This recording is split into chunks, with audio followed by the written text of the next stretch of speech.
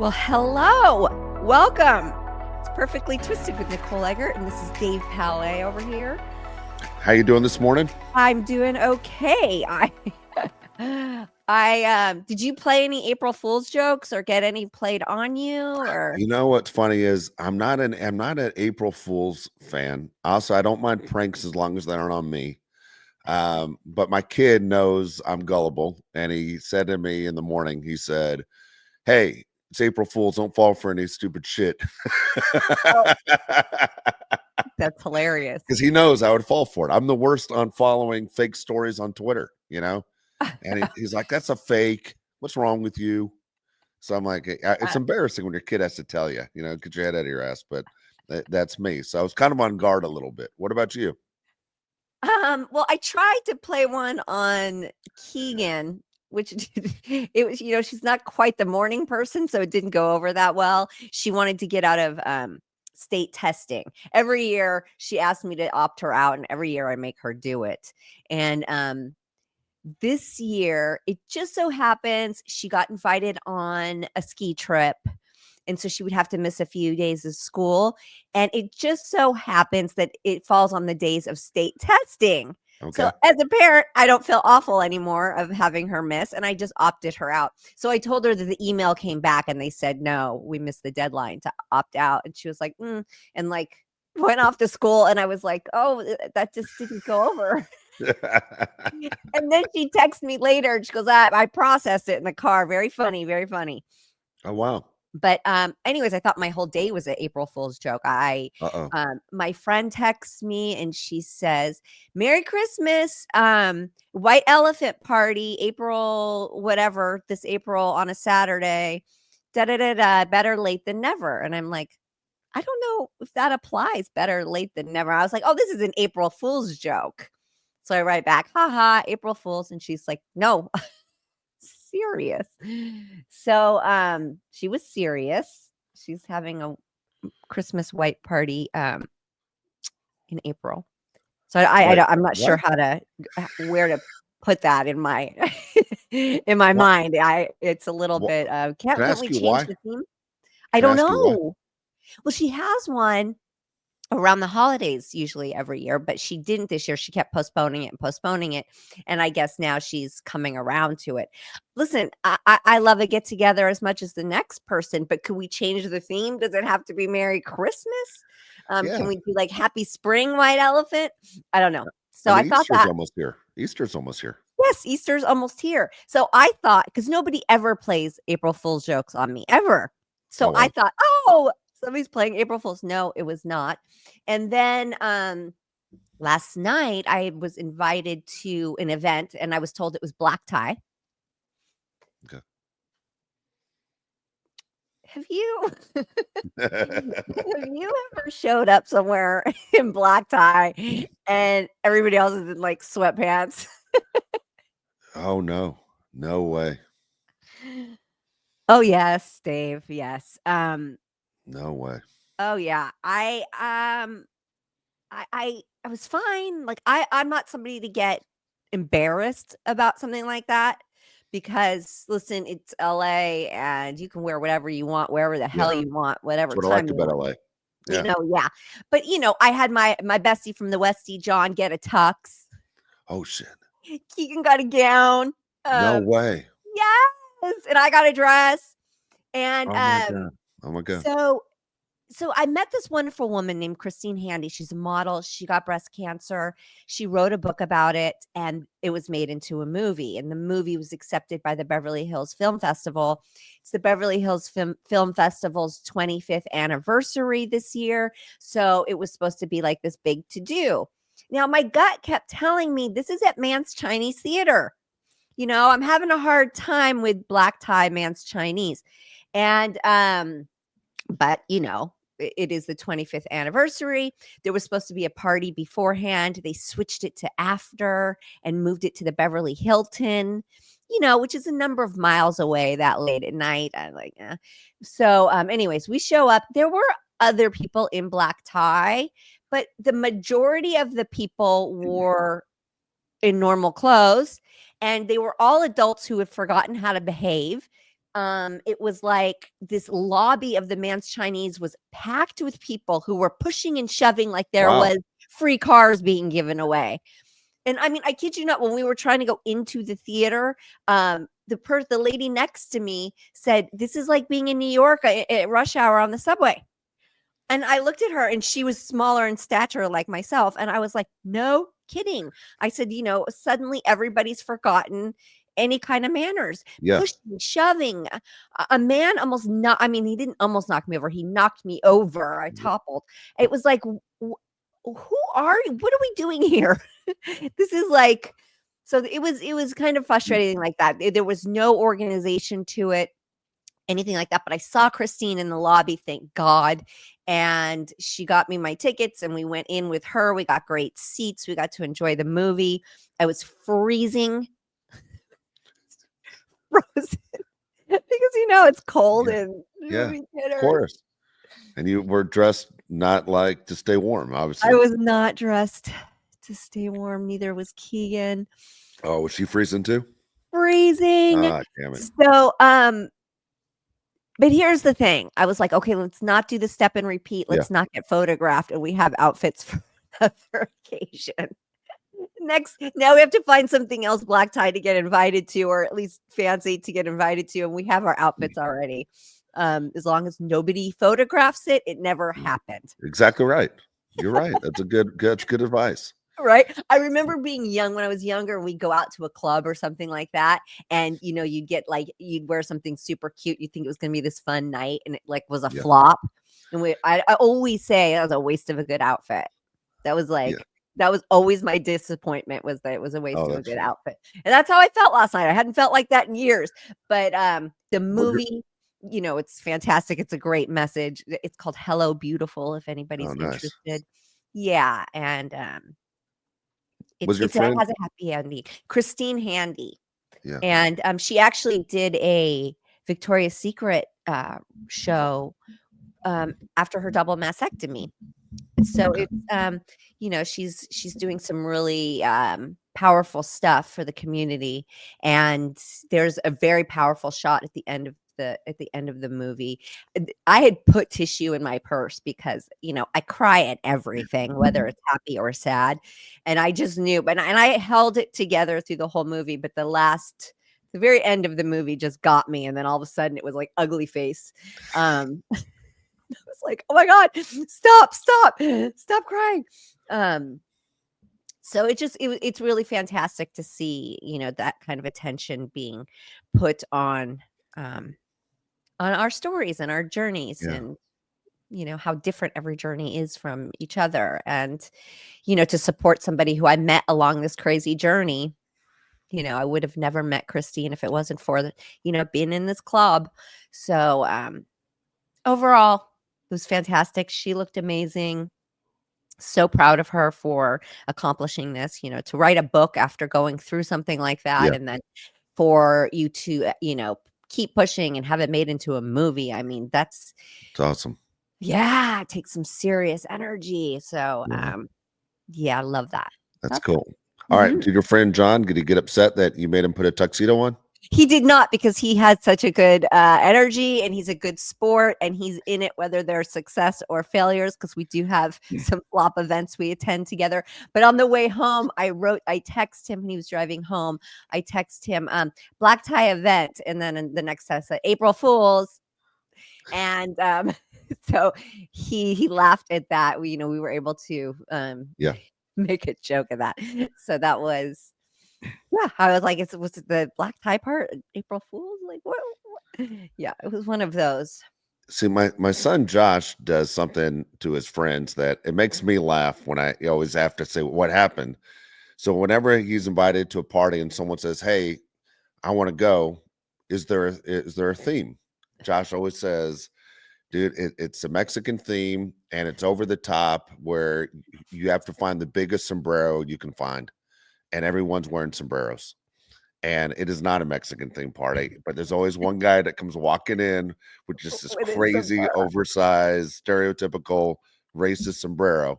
And it is funny as shit, because it makes zero sense that someone would be dressed like that at a party like that. Yeah. And everyone's like, God dang it, man. Who told that guy to dress like that? And Josh always tries to get guys to dress ridiculous.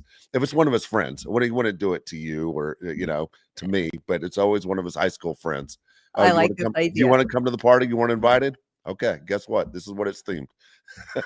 I would take it a step further. A sombrero you can just take off. I would take it a step further and be like, it's Kiss theme or something like that, where they like paint their face. Yeah. Yeah, I Or love you it. have full costume on. Yeah. They can't really change. You didn't bring a Oh my change of God. clothes. I love it. I Oh love gosh, it. Josh, I love that. That is very funny. And you got to get a picture of them walking into Oh the yeah. party dressed totally out of Oh place. yeah. Oh yeah. Absolutely. Oh my gosh. That's Well, amazing. overall, even though you froze and you said that the obviously the theme of the movie was very emotional, was it nice to get out? I mean, I love that you get to experience this with your daughter. Like you've done it for years without, your daughter, but is it kind of cool that you introduced her to this lifestyle? Does she enjoy the ride?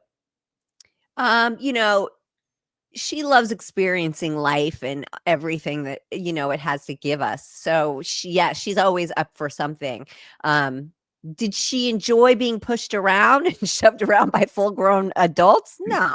um but yes, all of it is, all of this gives you flavor and gives you experience and builds your character and your sense of humor and all of these things.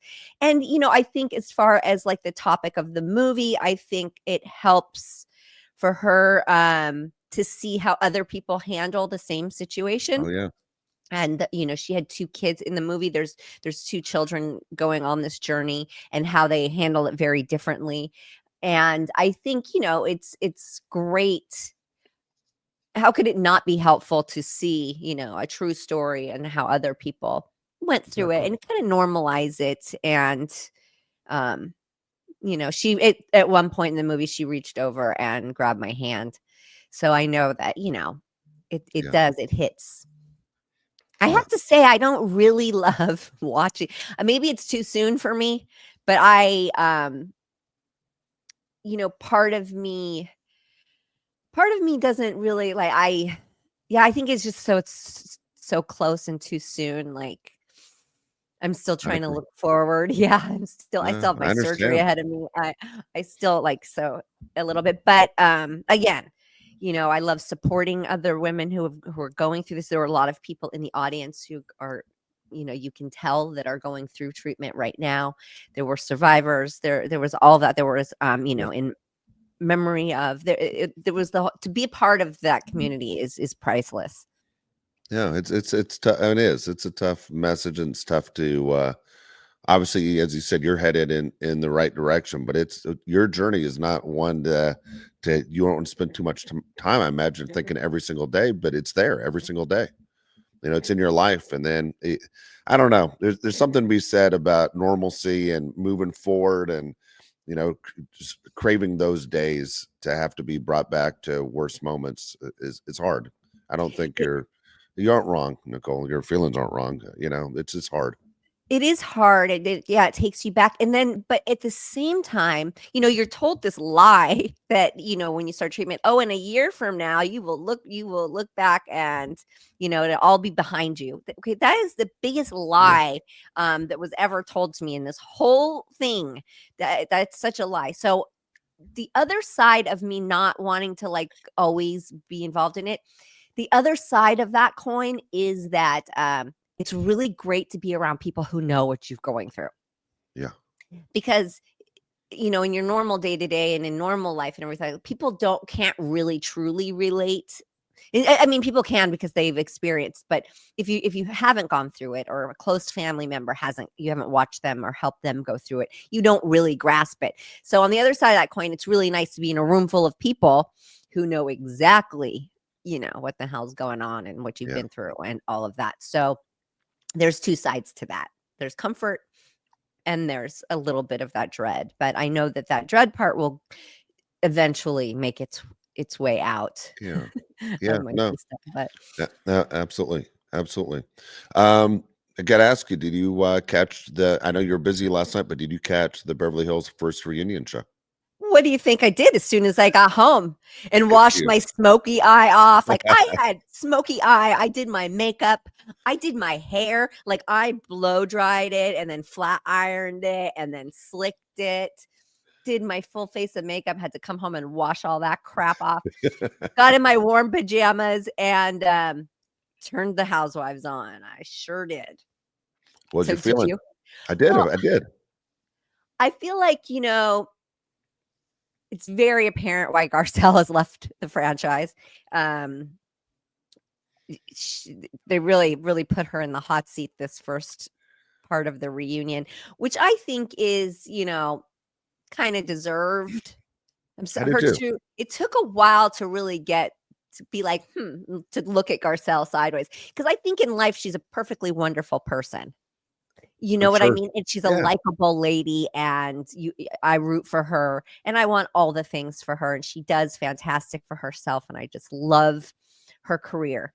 As a housewife, it's a different story. Yeah. So I think finally we're getting to a place this season with a big arc for her where I think everybody started to look at her like, and she has this like last ditch effort to try to make friends with women that she did not give the time of day to before.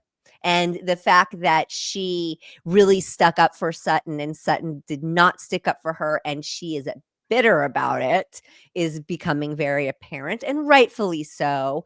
But I don't think she I don't think it was the right approach to go in putting all her eggs in Sutton's basket and thinking that was going to turn out well.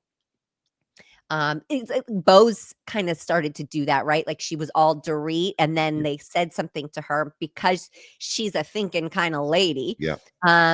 She said, "Okay, yeah, you're right. Let me stop and let me get to know everybody." And she caught herself doing that, and I think that's the difference between the two of them. Garcelle's a little too late to be now trying to be friendly with everybody else when you pissed everybody off by having Sutton's back through this whole thing. Who I can barely look at Sutton. I didn't hate her this much before. Oh, I literally like want to shake her. No, I feel the same way. Everything you said, I agree with. Garcelle to me seemed like she was surprised.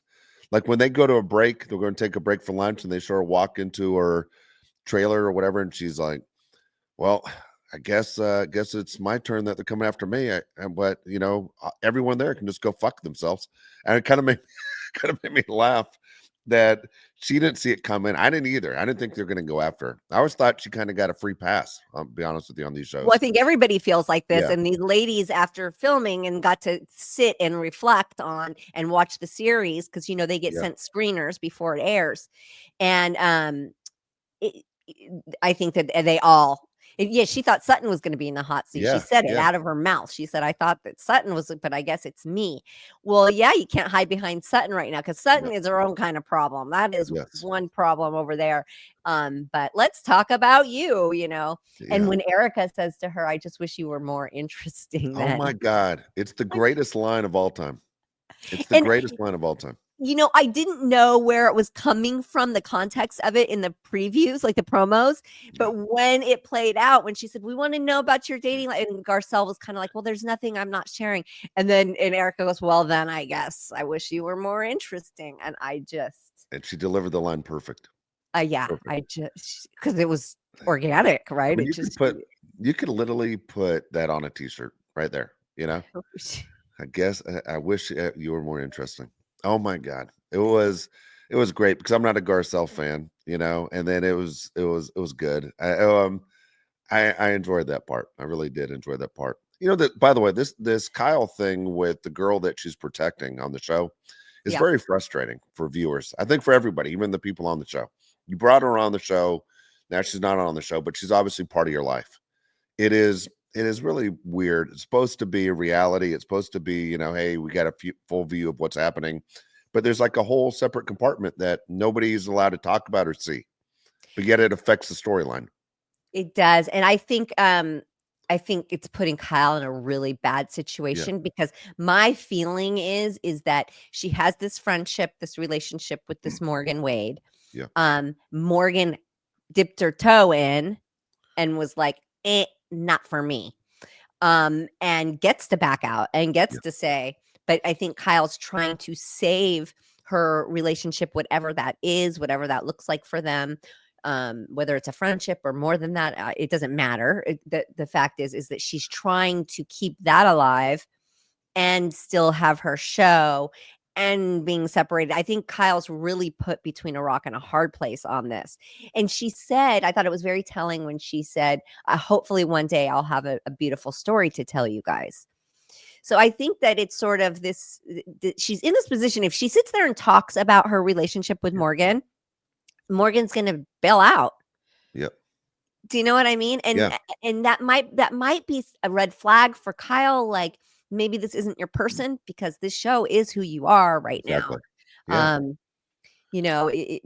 People have got to love you and accept you for all of it. So if it's because she will lose Morgan by talking about Morgan, then she's got to make some decisions here. But I understand that's tricky. Yeah. It's weird on the show though. I don't know. It's not good for the show, but here's the thing, is the show going to last forever? And if you're Kyle and you have this relationship with someone, no matter who it is, and they don't want to have any part of the show that you're on, is it worth like trying to keep it all together? Because this show could end tomorrow. Who knows? Nobody really knows, right? So there's no guarantee with this show, but with love and in life and in friendships, that could be forever. But timing, they always say timing is king to everything. Exactly. What do you think about Dorit? I think Dorit is very naive. God love Dorit, but man, is she naive behind a very stoic face. Yeah. I think that PK is keeping her in a vulnerable position, and he's got her right where he needs her and right where he wants her to get her own way. The fact that she doesn't know if her name's on the mortgage or not, the fact that she doesn't know what pre-foreclosure, the fact that she's living in that house with her children and still having PK deal with the mortgage situation and not being on top of that, like her finding out through the press that she's in pre-foreclosure, that's not a good sign. Yeah. let's just start there. This is not a good sign. But there are very many of these women are kept women, and like Sutton, the one smart thing that Sutton said is like, learn from me. And that I worry for women in these situations. They marry these men and then they just have put all their trust in them. And it backfires. Look at Teresa Giudice, in trouble again. You got to tell me. I'm lost. What? They have tax liens of over to combined $3 million right now. They are in trouble for tax evasion, tax fraud, something like this. They're in trouble. Her and Louis? Yeah. I can't believe you didn't know this. I didn't know. I've been sick for a week. I don't know. I barely have a voice. I'm doing the best I can. Yeah. No, she did not learn from her jail time. Wow. She's in financial distress again. Wouldn't that be crazy? I have to go back to jail again for something like what the hell just happened to you? You don't learn your lesson at all, I guess. You didn't learn a thing. Wow. And listen, the sad part is that I was like, oh, that's all. I saw this coming with this Louis character. Me too. And I was like, oh, that's it. It's just $3 million in tax lien. Like I was expecting worse, actually. But yep, financial trouble. So I think to circle back to Dorit, she needs a lawyer. She needs to be lawyered up and like working on this behind the scenes instead of listening to PK. The fact that she repeated, it came out of her mouth that he said, this is the way he does business. He called the mortgage company and they did not call him back. So he was not going to make payments until they returned his phone call. And Bose, the sensible one, the old businesswoman of the group, says, well, that's exactly how you lose a house. Yes, she did.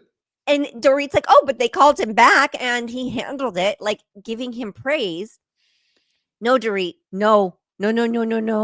This is not. Yeah. This is not how it goes down. You better find out details. Yeah, I just, even if I was a kept woman, I would still want to learn. I would still want to understand all the inner workings and understand. And it just seems like there is no interest. These women just are just fine living in the clouds, and it could send you to jail. Yeah. No, you're absolutely right. Again, you lose your house with the kids, the whole deal, everything that she has going. It's I don't know, there's certain housewives on these shows, like, I don't root for, certain ones, as we just said. There's certain ones we like, don't like. I really don't wanna see someone with little kids lose their house, that's not cool. I don't know anyone that would, basically go that route and go, "Alright, I'm really excited that she lost her house, and now it's to see what it's like to live a lesser life." She knows what it's like to live a lesser life. She wasn't raised this way. She Right. knows, but But that's why I God don't dang, you're understand why she's yeah. not protecting Yeah, you're right. You're the 100% right. world. Education's the key. You Education, can't be a because listen, sucker. if that house forecloses, let's say it turns out it's all in her name. PK didn't even Yeah, put his name on it. He doesn't give a exactly. shit. Lets it go, and she's gonna have a little bit of a trouble here, Yeah, getting a new mortgage. yeah. And she's Uh, surrounded by people that are smart. You're right. It shouldn't happen anyway. No, she needs to be on top of this and taking over. If there's a problem, she needs to be in touch with this mortgage company and saying, "This is my roof over my kids." She needs to be mama bear. Like, come on, wake up, wake up, wake up. Let me ask you about her appearance. I know I'm not body shaming or saying anything bad. I always thought Dorit's very attractive. Never, and not saying she's not attractive now, but I always wonder when people go through a tough time and it's not an illness, it's just stress. Yeah, She doesn't look that healthy right now to me, yeah, very and thin. Yeah, she's not an older person either, but it looks like even with all the makeup, the aging, you understand the being extremely thin is concerning because you and I both know when you go on camera, and not talking camera like this, but you go on a television camera, it does make you look bigger than you are. And anyone yeah, who's ever run into any actor or news anchor, like, oh my God, they were so thin in person. I thought they were thin on TV, and look how thin they are now. yeah. It's tough. So I'm wondering, is she healthy? Is she taking care of herself? Because again, she has two young kids, and she has a husband that doesn't have a lot of interest in being a dad. Like she needs to Yeah. stay healthy. Well, I'm sure she's healthy. I think the problem is that stress and heartbreak, it shows on your face. And if Yeah, some people eat, stress eat, and emotion eat, some people can't eat, right? yeah, It's obvious she doesn't eat when she's stressed. So I feel like I think that when she gets through this, she'll get her glow back. Like I felt like Erica lost her look too yeah. when she was going through the stuff with Tom You're right. Girardi, and she didn't get super frail and thin like this at all. But you could see it.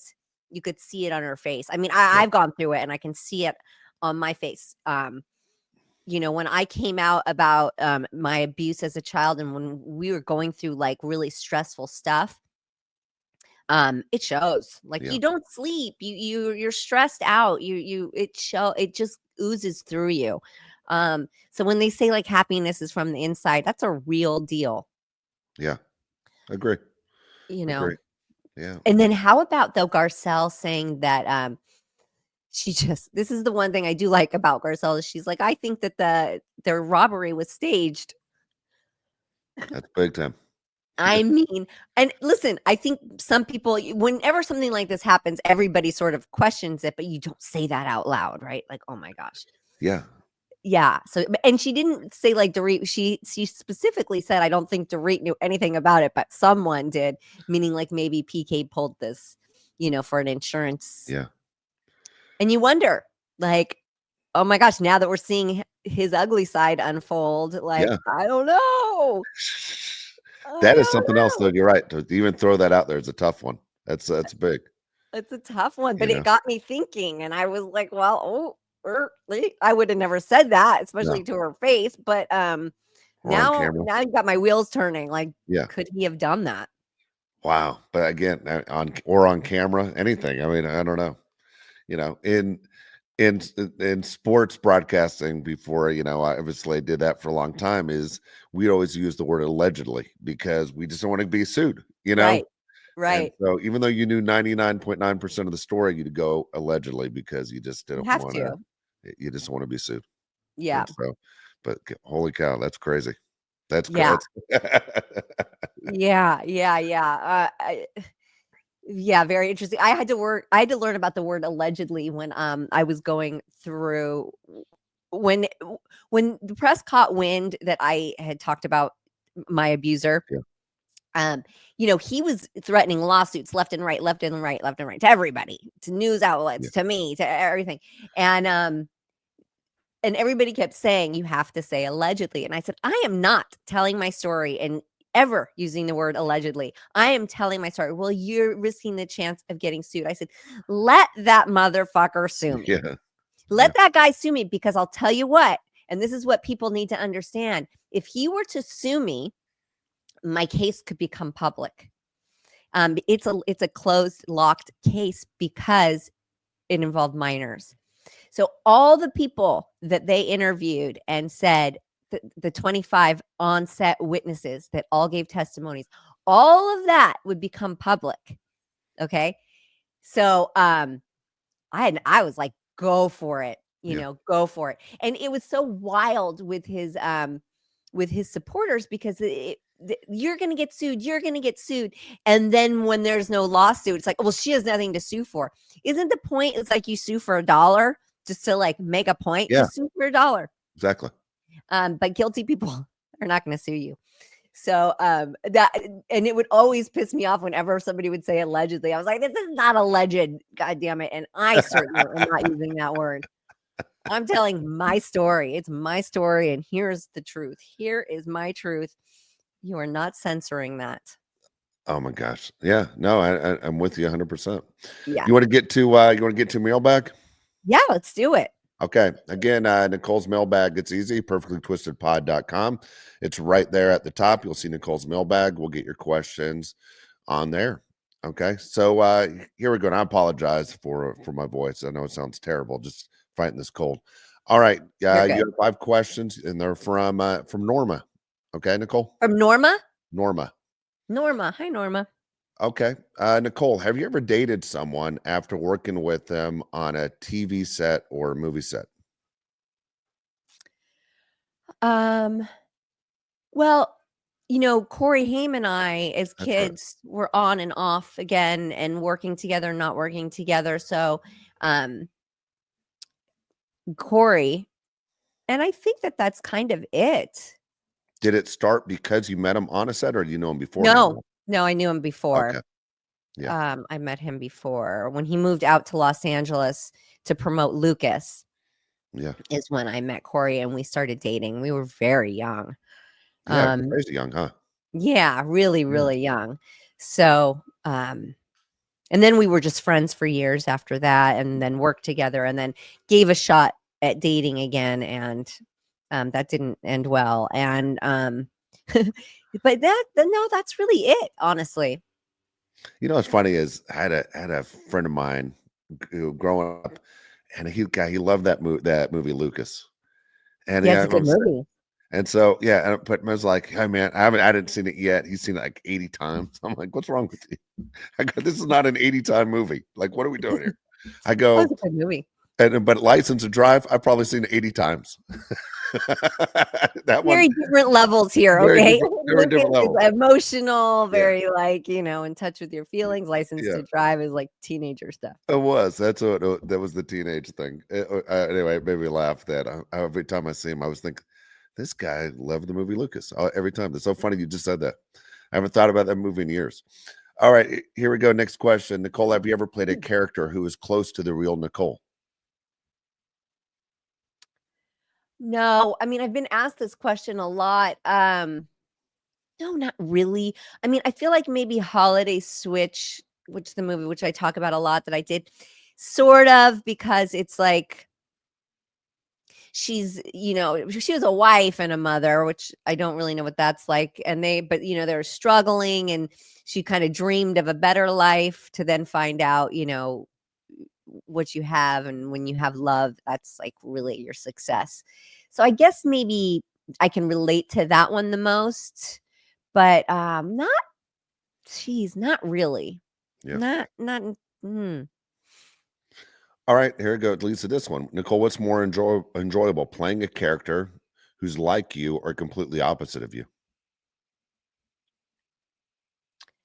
Uh, well, I think that being somebody you're not is a lot of fun. It's very, that's what acting is, right? Is being somebody Yeah. else.